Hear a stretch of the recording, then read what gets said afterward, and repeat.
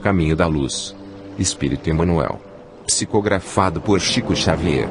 1939. Federação Espírita Brasileira. A Igreja e a invasão dos bárbaros. Vitórias do cristianismo. Constantino, no seu caminho de realizações, consegue levar a efeito a nova organização administrativa do Império, começada no governo de Diocleciano, dividindo em 4 prefeituras, que foram as do Oriente, da Ilíria, da Itália e das Gálias, que, por sua vez, eram divididas em dioceses dirigidas respectivamente por prefeitos e vigários. Com a influência do vencedor da Ponte Milvius, efetuou-se o Concílio Ecumênico de Nicéia para combater o cisma de Ário, padre de Alexandria, que negara a divindade do Cristo. Os primeiros dogmas católicos saem, com força de lei, desse parlamento eclesiástico de 325. Fim do reinado de Constantino, aparecem os seus filhos, que lhe não seguem as tradições.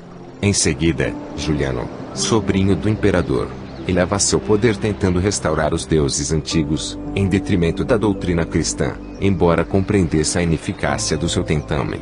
Mas, por volta do ano 381, surge a figura de Teodósio, que declara o cristianismo religião oficial do Estado, decretando, simultaneamente, a extinção dos derradeiros traços do politeísmo romano.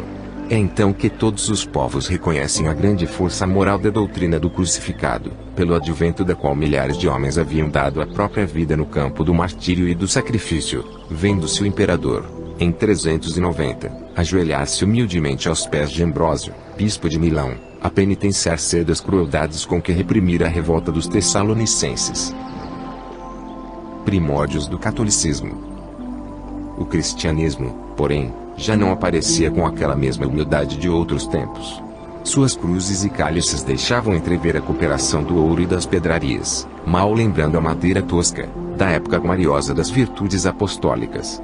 Seus concílios, como os de Nicéia, Constantinopla, Éfeso e Calcedônia, não eram assembleias que imitassem as reuniões plácidas e humildes da Galiléia.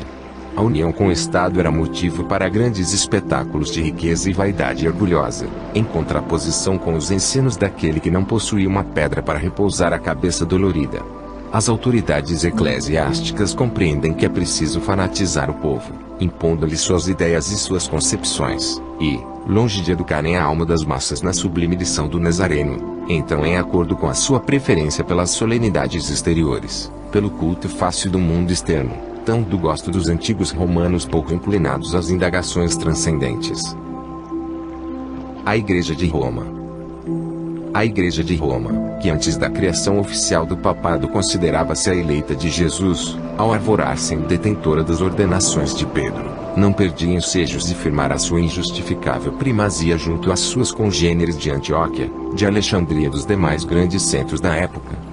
Herdando os costumes romanos e suas disposições multisseculares, procurou um acordo com as doutrinas consideradas pagãs, pela posteridade, modificando as tradições puramente cristãs, adaptando textos, improvisando novidades injustificáveis e organizando, finalmente, o catolicismo sobre os escombros da doutrina deturpada.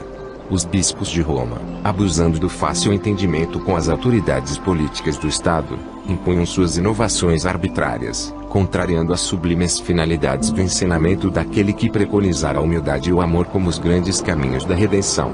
É assim que aparecem novos dogmas, novas modalidades doutrinárias, o culto dos ídolos nas igrejas, as espetaculosas festas do culto externo, copiados quase todos os costumes da Roma anticristã.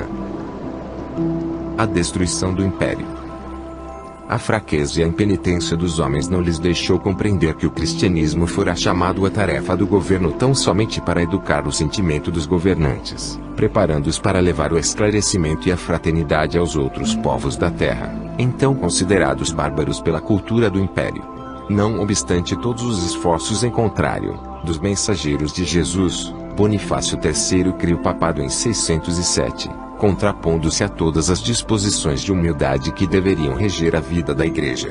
As forças do mal, aliadas à incúria e vaidade dos homens, haviam obtido um triunfo relativo e transitório. Os gênios do espaço, todavia, a claridade soberana da misericórdia do Senhor, reúnem-se no infinito, adotando providências novas, concernentes ao progresso dos homens. Todos os recursos haviam sido prodigalizados a Roma, a fim de que as suas expressões políticas e intelectuais se estendessem pelo orbe, abrangendo todas as gentes do mesmo amplexo de amor e de unidade. Sua alma coletiva, no entanto, havia deturpado todas as possibilidades sagradas de edificação e renegado todos os grandes ensinamentos. Advertências penosas não lhe faltaram do alto, como nos acontecimentos inesquecíveis e dolorosos do Vesúvio, nas cidades da Campânia. Séculos de luta e de ensinamento se haviam escoado, sem que a alma do império se compenetrasse dos seus deveres necessários. É então que Jesus determina a transformação do império organizado e poderoso. Suas arias orgulhosas haviam singrado todos os mares, o Mediterrâneo era propriedade sua, todos os povos se lhe curvavam para a homenagem e para a obediência, mas uma força invisível arrancou-lhe todos os diademas, tirou-lhe as energias e lhe reduziu as glórias a um punhado de cinzas. Até hoje, o espírito que investiga o passado inquire o motivo desses sinistros arrasamentos, mas a verdade é que todos os fundamentos da terra residem em Jesus Cristo. A invasão dos bárbaros.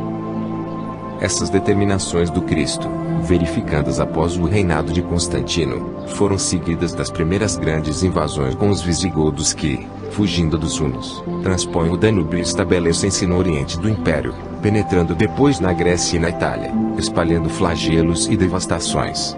Debalde surgem as vitórias de Estilicão, porque, em 410, atingem elas as portas de Roma, que fica entregue ao saque e às mais duras humilhações.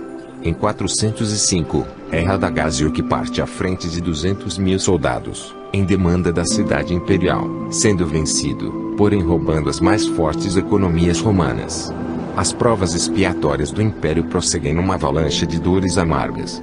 Aparecem as correntes bárbaras dos alanos, dos vândalos, dos suevos, dos burgúndios. Em 450, os hunos comandados por Átila atacam as Gálias, perseguindo populações pacíficas e indefesas. A unidade imperial perde a sua tradição, para sempre. Com as suas vitórias, funda Clovis a monarquia dos francos. Os bretões, oprimidos pela invasão e privados do auxílio dos exércitos romanos, apelam para os saxônios que povoavam o sul da Jutlândia, organizando-se posteriormente a heptarquia anglo-saxônia. O que Roma deveria fazer com educação e o amparo perseverantes, aqueles povos rudes e fortes vinham reclamar por si mesmos. A grande cidade dos Césares poderia ter evitado a catástrofe do desmembramento, se levasse a sua cultura a todos os corações, em vez de haver estacionado tantos séculos à mesa farta dos prazeres e das continuadas libações.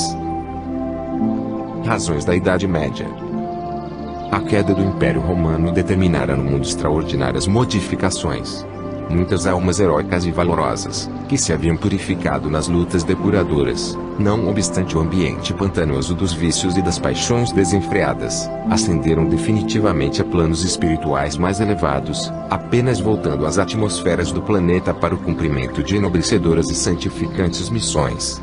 A desorganização geral com os movimentos revolucionários dos outros povos do globo terrestre, que embalde esperam o socorro moral do governo dos imperadores, originaram um longo estacionamento nos processos evolutivos.